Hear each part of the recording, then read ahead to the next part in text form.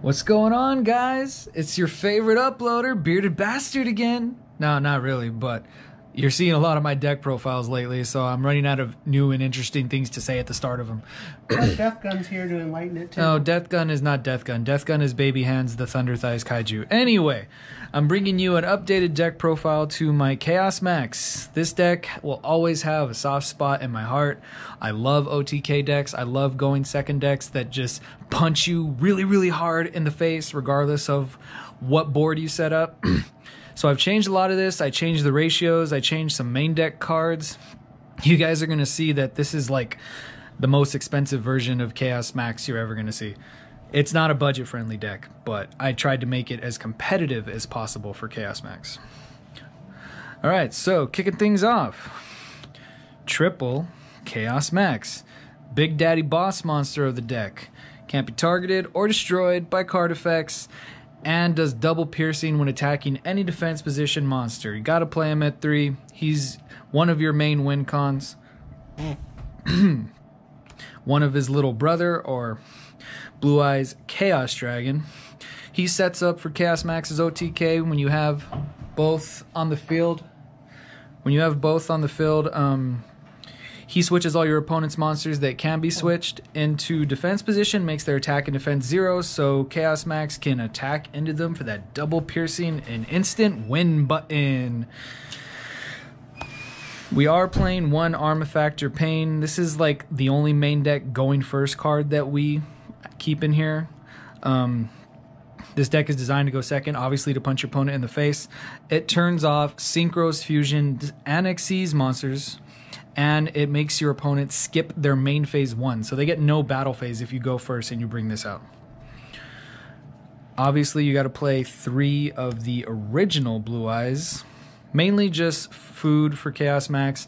Send targets off of Advanced Ritual Art. Banish targets for Chaos Form. Moving on to the Impactation engine. Here's where I changed a lot of the deck. We are now maining 3 Pencilplume and 3 Bookstone. You guys are probably looking at this like, dude, those ones suck. Why are you playing those ones? Because we want to get the special summon effects from the deck from the good Impactations. These are the less impactful ones, so these are the ones I want to see in my opening hand to reveal and just spit out. The ones that I want to get the effects off are the 2 Candoll and the 2 Talismandra. Candoll lets you search a ritual spell. Talismandra lets you search a ritual monster. So that's why I changed up the ratios. It's been working really well in testing. Been getting a lot of one-hit kills to the face. It's pretty good.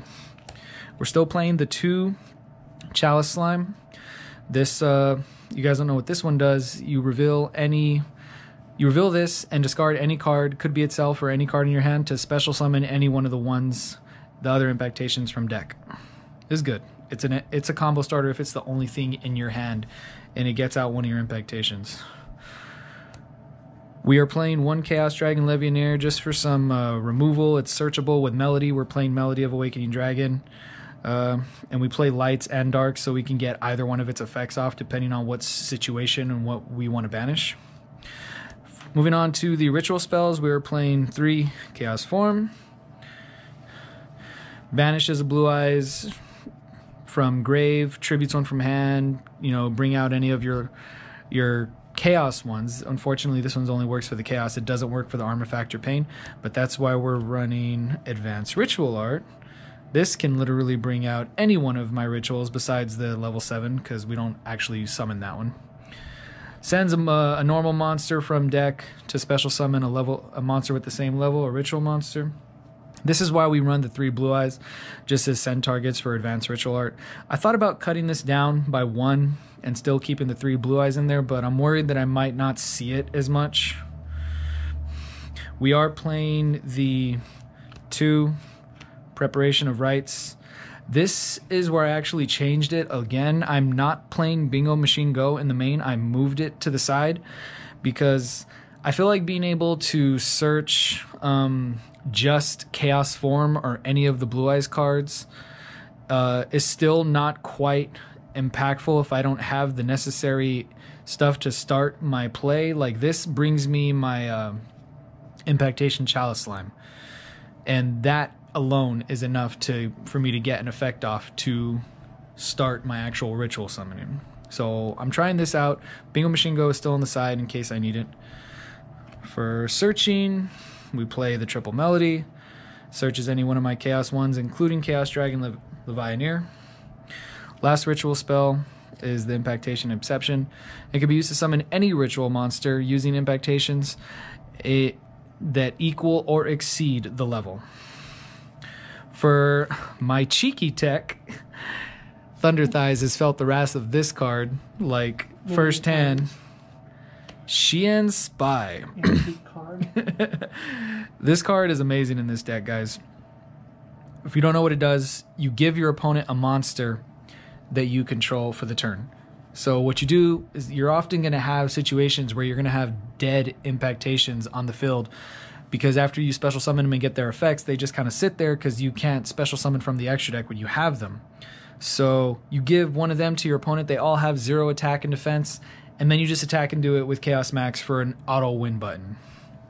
It's pretty great and pretty hilarious when it actually happens. Like, a lot of people don't know how to stop it since it's like a battle phase, like attack into you, and like they're like, why are you giving me that? I'm gonna link it off next turn, and then just, oh, never mind, I'm dead. And this is why this deck is not budget friendly, guys.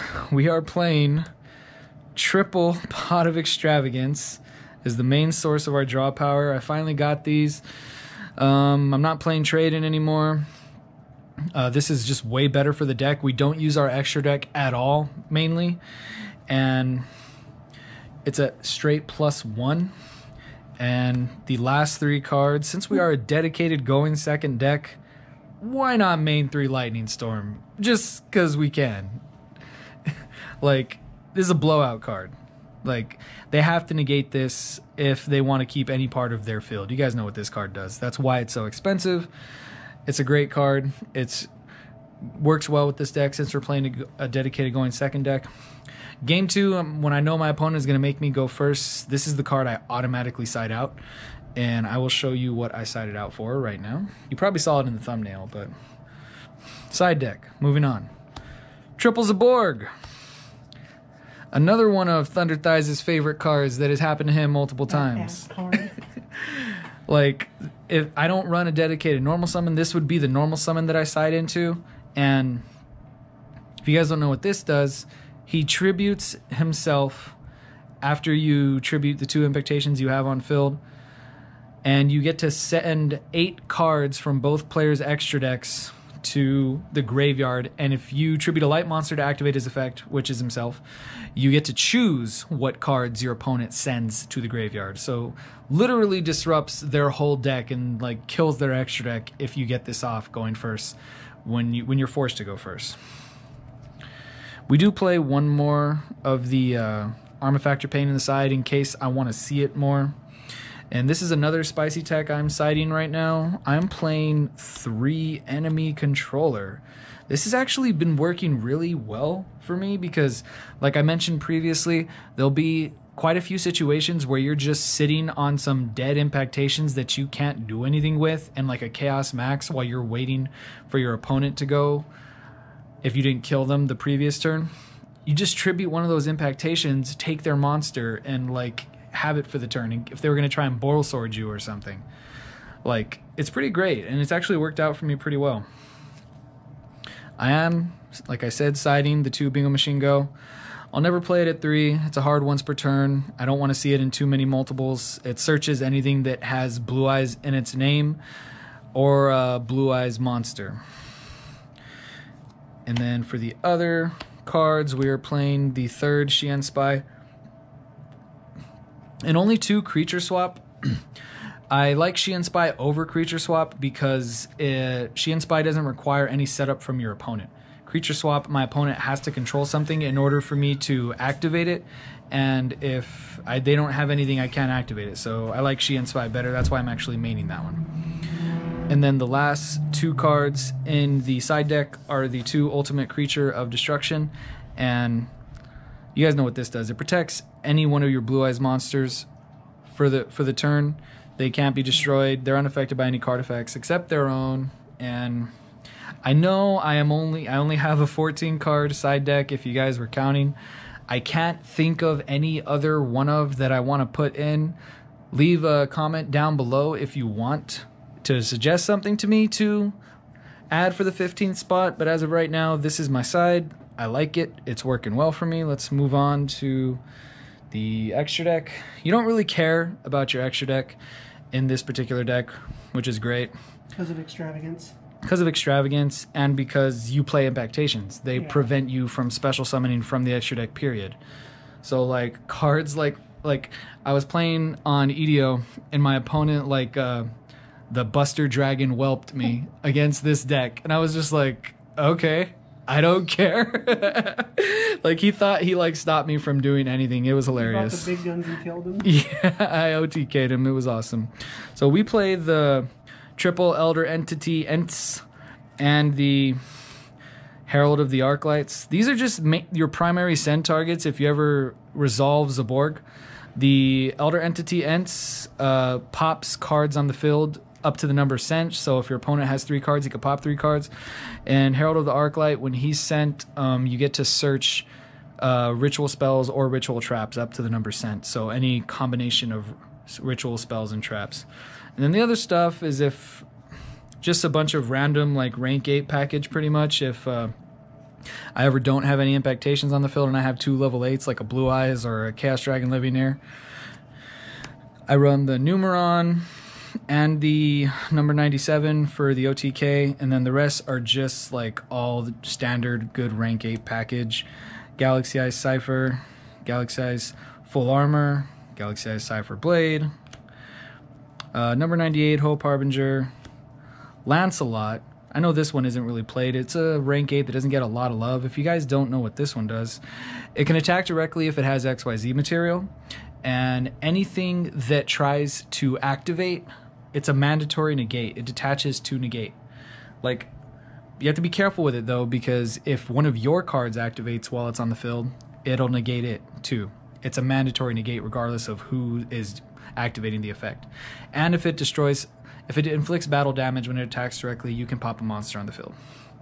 And then the last 2 rank 8s I play, one Xenophon, it can get really big, protection from card effects, and one Ding Boy for, you know, bouncing stuff. But like I said, this is just, like, really fill stuff. You can put in here whatever you want to put in because you don't really go into the extra deck, like, at all.